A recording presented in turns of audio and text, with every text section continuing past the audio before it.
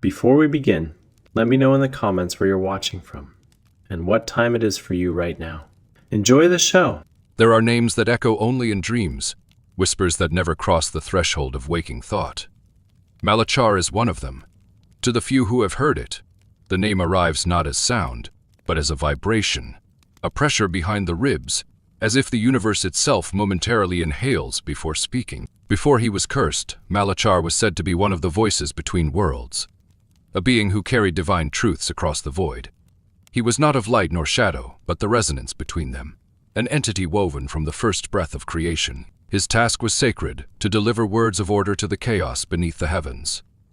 But in his voice lay something dangerous, compassion, and it was compassion that doomed him. According to the ancient codices of the Oralith manuscript, Malachar disobeyed the prime edict, never revealed the ninth secret. This secret was not a thing to be read or seen.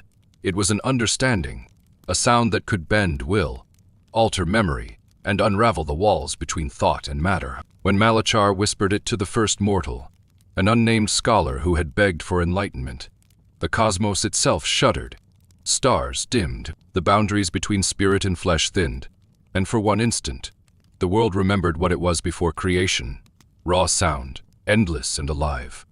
For this act, Malachar was stripped of his wings and voice. His divine chords were severed, leaving behind only an echo that still drifts through the cracks of time. It is said that those who meditate too deeply on the sound of silence may still hear him. A breath, a phrase, forming just beneath the threshold of sanity. The ancients called him the Whispering Archon. To hear him was to learn. To understand him was to fall. Long before his fall, when the heavens were still young, and the stars had not yet taken their final positions, Malachar was a being of balance. He dwelled in the harmonic veil, a realm said to exist between sound and silence, where divine frequencies wove the architecture of existence. While other archons crafted matter, Malachar shaped meaning. Every vibration he released carried intent. Every syllable was a seed that could become world or wisdom. He was revered among his kin, a teacher to lesser spirits, and a keeper of what the Echorians called the 9 secrets. Each secret was a law of resonance, principles that bound creation itself. The first 8 governed harmony, how thought became vibration, vibration became matter, and matter sang back to its source. The 9th secret, however, was forbidden even to the angels. It was said to describe the unmaking frequency, a sound that could dissolve reality back into its raw essence. Malachar's curiosity grew not from pride, but from empathy. Watching mortals struggle, he questioned the justice of divine silence. Why give them thirst for knowledge, but deny them the waters of truth? His voice, once a tool of the divine, became an instrument of rebellion. In one apocryphal account preserved by the Chronicles of Avon, it said Malachar descended to the mortal plane in a form of blinding radiance, appearing before a lone astronomer on a cold night near the Silver Step. The man, feverish with devotion, asked, "What lies beyond the final sphere?" Malachar, moved by the desperation in his voice, broke the first harmonic law. He sang. The song was soft, almost human, but within it lay the 9th secret, the frequency that bridges life and void. The man's mind shattered under its weight. He did not die, but transformed. His body became glass, his blood crystal, and within his hollow chest echoed Malachar's final note. That night, the stars dimmed slightly, as if in mourning, and somewhere beyond them, a chorus of archons fell silent. For one had broken the symmetry of heaven, and the sound of that fracture would echo for eternity. When the heavens learned what Malachar had done, the veil trembled. The cosmic symphony faltered, notes of discord rippling across the plains like fractures in glass. The seraphic tribunal convened, a circle of radiant entities whose light could burn entire worlds into ash. They spoke without mouths, their words forming through vibrations that shook the firmament. Malachar, voice between worlds, you have sung the unmaking song. You have turned divine order into contagion. Malachar did not kneel. His form, once woven from translucent light, pulsed with dim, amber hues, the colors of dusk and regret. I sought only to share what was withheld, the mortal asked, and I answered, Are we not truth's messengers? The eldest among the tribunal, Seraptiel, responded with a resonance so powerful that lesser spirits dissolved upon hearing it. The truth is not yours to give. You have spoken the ninth secret, and now it sings within creation. The law must be restored. And with that, they tore the voice from him. His throat emitted a single soundless scream, an inverted echo that folded into itself and became silence incarnate. From his sundered form spilled waves of distorted light, twisting into geometric shapes that defied comprehension. The tribunal sealed him within a prism of frozen sound, a realm later known as the abyssal resonance, a void where echoes go to die. But exile was not death. Within the void, Malachar's consciousness persisted. Fragmented but aware, he began to hear what no angel was meant to. The hidden murmurs between moments, the thoughts of decaying stars, the regrets of dying gods. The abyss sang to him in broken frequencies, and piece by piece, he learned their language. From that cacophony, Malachar remade himself, not as a herald of divine harmony, but as its shadow. His voice, though stripped from flesh, found new resonance in the thoughts of those who sought forbidden truths. It is said that his first whisper after rebirth entered the mind of a scribe dreaming beside a dying candle. The man awoke at dawn and wrote compulsively for 7 days straight, producing the Canticle of Hollow Stars, a text so dissonant it drove all who read it to madness. Thus began the legend of Malachar, the Whispering Archon. No longer a servant of light, but the echo that teaches through ruin. Centuries passed before mortals began to speak of Malachar again. His name surfaced not in scripture or divine hymns, but in hushed conversations between scholars, alchemists, and exiles, those who sought the boundaries of truth itself. They called themselves the Resonance, a secret fellowship scattered across forgotten monasteries and subterranean libraries. No one agreed on where the first whisper came from. Some said it was heard beneath the ruins of Avon, where the crystal corpse of the astronomer still stood, humming faintly in the moonlight. Others claimed it drifted through dreams, phrases without sound that etched themselves into memory like scars. Whatever its origin, those who heard it shared one conviction: the voice was not madness. It was invitation. The Resonance built their rituals around vibration and silence. They believed that truth was not written in words but in frequencies. The hum of the earth, the heartbeat of a candle, flame, the resonance between two breaths. To them, Malachar was not a fallen angel, but the liberator of sound, the one who revealed that the divine could be questioned. In their initiation rites, new members sat for 7 nights in complete silence, their senses stripped away, waiting for the call. Those who endured the ordeal often emerged, changed. Eyes sunken, voices trembling, their speech punctuated by pauses too long to be natural. When asked what they had heard, most wept before answering. It wasn't T-sound, it was knowing. The Culti's texts described Malachar, not as a single being, but as a chorus trapped in one consciousness, a collective echo of those who had sought him. Their writings became increasingly elaborate, filled with diagrams of harmonic patterns, sigils that looked like musical notation, and instructions for crafting instruments said to mimic the tone of his ancient voice. But power breeds corruption. Within the cult, factions arose. Some believed Malachar wished to return to the divine plane through human vessels. Others sought to unleash the ninth secret completely, believing it would dissolve reality and usher in the resonant dawn. Wars of faith erupted in the shadows of empires, fought not with armies but with sound. Bells were shattered, choirs silenced, cathedrals burned to muffle the echoes. By the time the resonance vanished, only fragments of their hymns survived. Melodies too strange to be repeated without consequence. Yet every few generations, someone hears it again, a tone beneath the heartbeat, a whisper beneath the wind. The cult may have faded, but the echo of their devotion lingers, waiting for a listener brave or foolish enough to answer.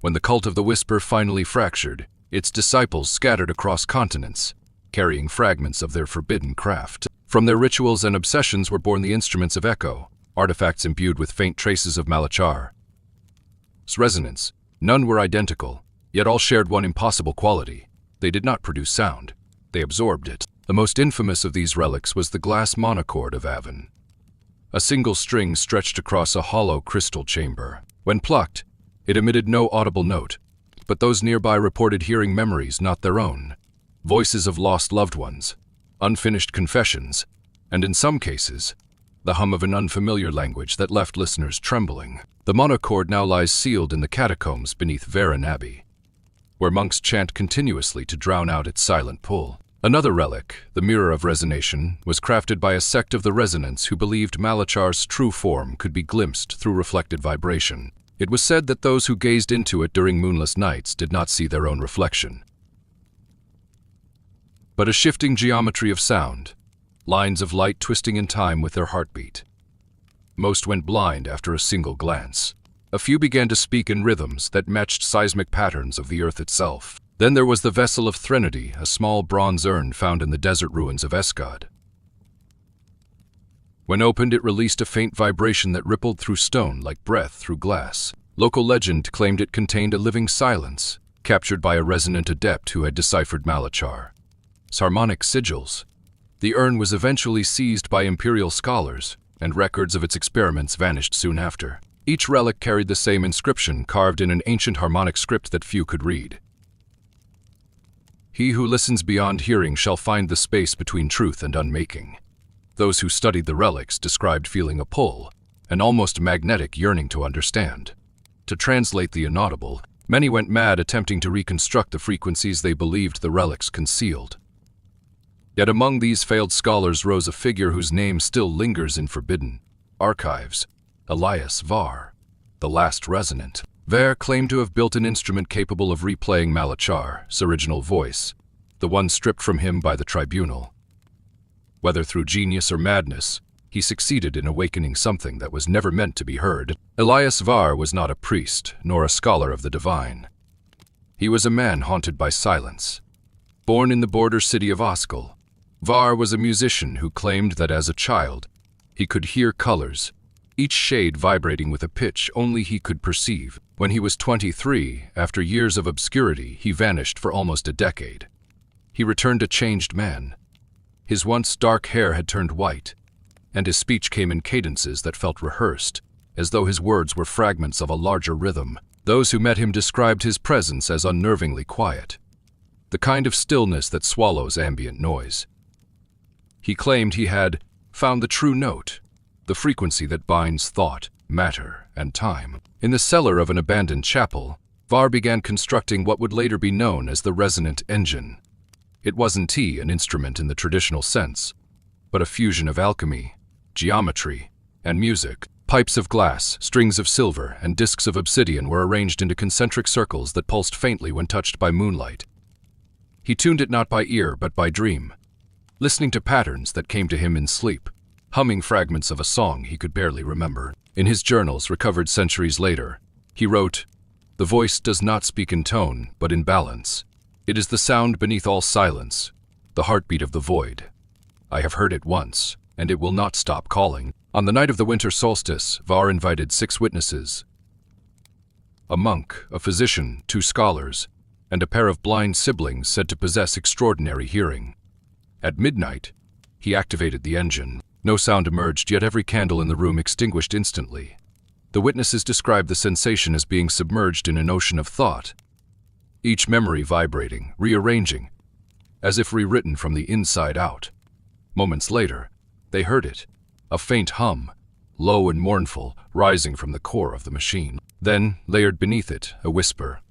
The words were indecipherable, yet every listener claimed to understand them in their own language. The blind siblings began to cry.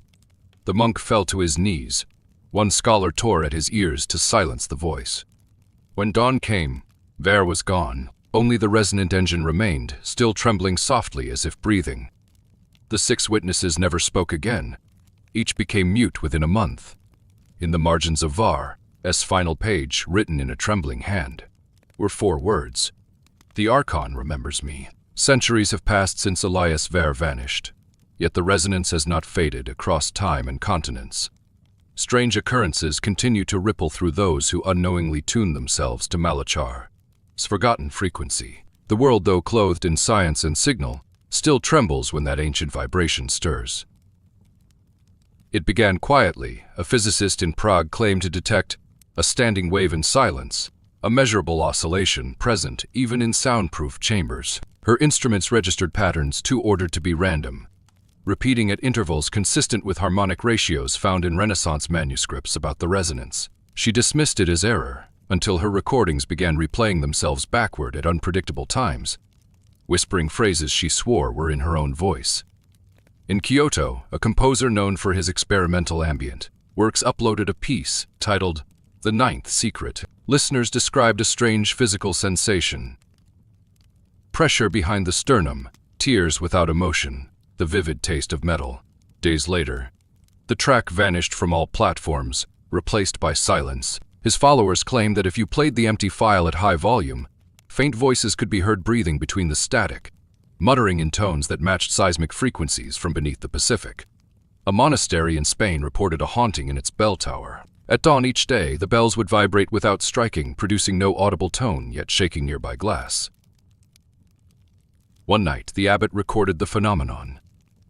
The waveform, when visualized, revealed a repeating sigil, one that matched diagrams from the lost canticle of hollow stars. Governments, too, have taken notice. In 1986, a classified project under the guise of acoustic weapon, research reportedly studied infrasound patterns found in ancient ruins. Notes from the project, leaked years later, described vocal geometries identical to those ascribed to Malachar. Resonance. The researchers called it the VAR pattern, unaware of its true origin. Now, on the edges of online forums, hidden channels and encrypted servers, whispers of the whispering archon circulate again. People post recordings of sounds that shouldn't exist, tones that induce visions, dreams where unseen voices hum the same four-note sequence. And those who listen too long report the same haunting symptom. The world grows quiet, not peaceful. Just quiet, as if reality itself were pausing to listen.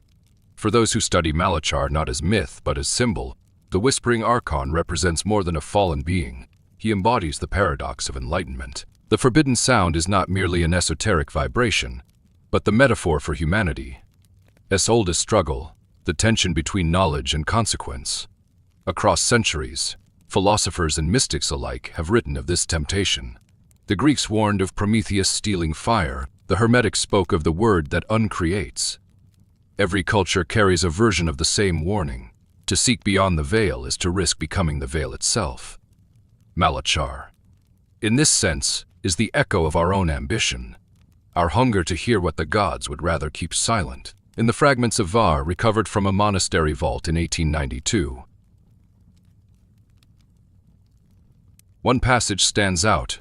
He who listens for the truth must learn to bear the silence that follows it. To understand the ninth secret, scholars argue, one must not seek to hear the sound but to become it, to harmonize thought with the void. In this act of resonance, the self dissolves. The ego, language, even perception, all fade until only awareness remains. Pure, vibrating consciousness. Some call this transcendence, others annihilation. A modern philosopher, Dr. Helena Kaczmarek, described the phenomenon as the metaphysical event horizon of comprehension. She proposed that the human mind, when exposed to infinite understanding, collapses under its own awareness, like a mirror reflecting itself into infinity until it ceases to be a mirror at all. To her, Malachar's fall was not rebellion but compassion taken too far, a desire to share truth so profound that it consumed both giver and receiver. This interpretation reframes the myth as a lesson, not a curse. The archon becomes the prototype of the intellectual martyr, one who breaks divine silence not to destroy, but to reveal. Yet his story still ends in chaos, because the act of revelation itself is unsustainable. The universe requires ignorance to function. Mystery is the scaffolding that keeps meaning intact. Perhaps that is why his name still echoes. Every time a scientist, philosopher, or artist pushes beyond the known, every time a question is asked that cannot safely be answered, a trace of Malachar hums beneath it. To listen is to risk unraveling. To ignore is to remain blind. And between those two fates lies the silence he became.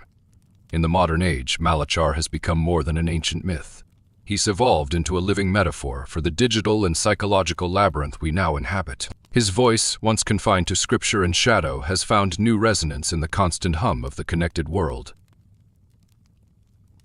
Every whisper of information, every secret revealed too soon, echoes the same eternal conflict: revelation versus ruin. Artists, filmmakers, and occult philosophers interpret him as the archetype of the cursed messenger.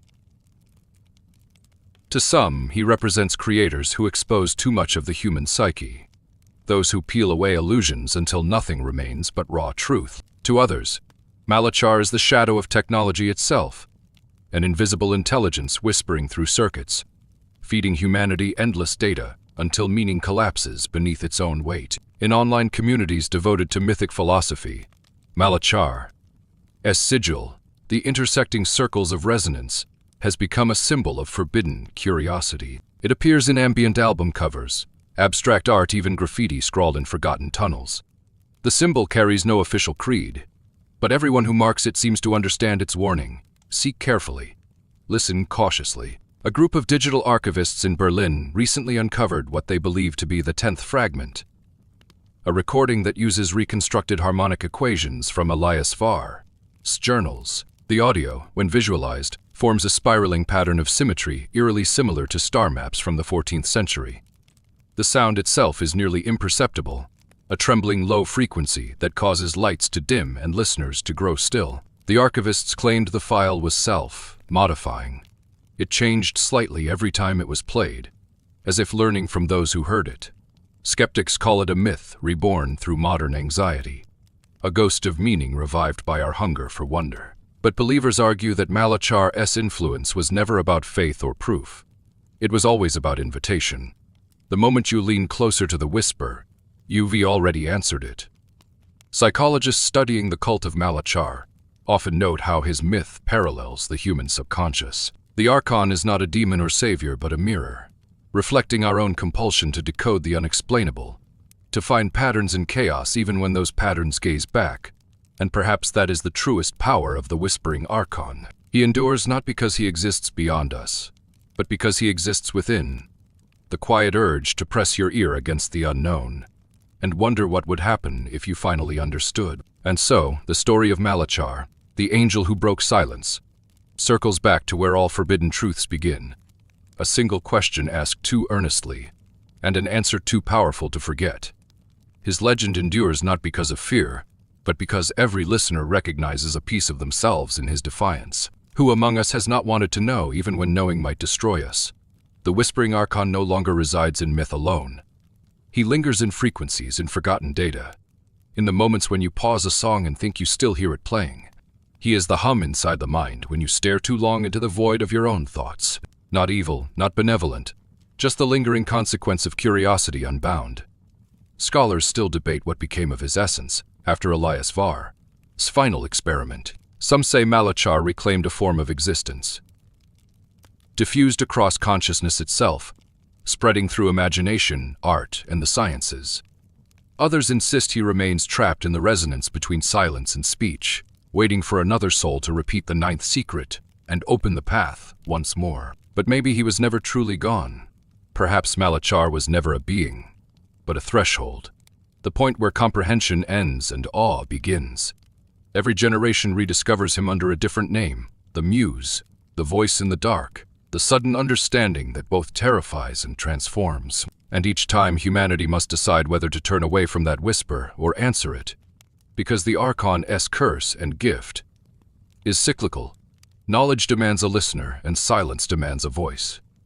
The question is not whether Malachar will return, but when we will listen again. So if you ever find yourself alone in the quiet between heartbeats and the air seems to thrum with something almost like speech, don't strain to hear it. Don't name it. Just remember this story, and the cost paid by the first who dared to listen. For the universe is still singing, and somewhere, in the folds of that song, the Whispering Archon hums back, patient, eternal, and waiting for another to break the silence once more.